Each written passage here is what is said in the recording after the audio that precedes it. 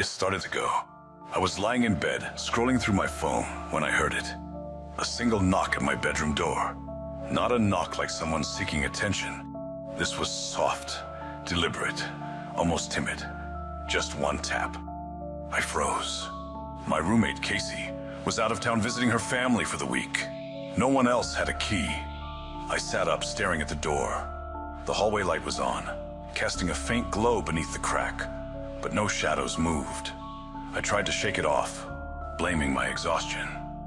Still, I locked my door before going to sleep.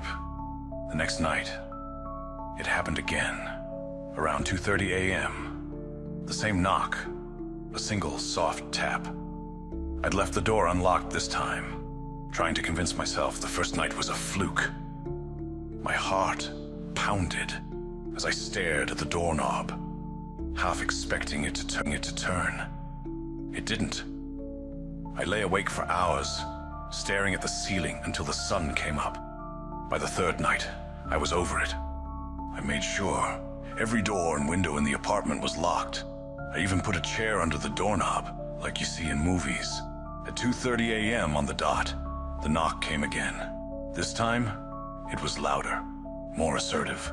My chest tightened as I whispered, "Who's there?" Silence. "Casey?" I asked, even though I knew she wasn't back yet. Silence. I grabbed my phone and opened the flashlight app, shining it toward the door. "I'll call the police!" I shouted, my voice trembling. The knock came again, harder this time. My heart leapt. The chair under the doorknob rattled. Whatever was on the other side wasn't just knocking now. It was pushing. "Stop it!" I screamed. And then, silence. For a moment I thought it was over. I approached the door slowly, my breath shaky. I crouched down, trying to peek through the thin gap between the door and the floor.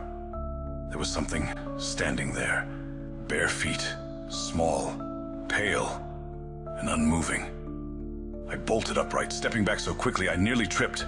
The chair under the doorknob skidded slightly, and I swear, I heard a soft laugh. Childlike, but wrong. I grabbed my phone, ready to call 911, when I heard my closet door creak open behind me. I spun around, shining my flashlight toward it. The door was ajar, revealing darkness deeper than the room itself. My mind raced. I had checked the closet earlier.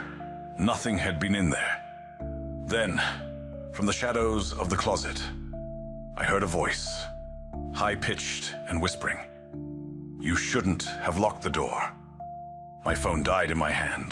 The light went out, and before I could scream, the knocking started again.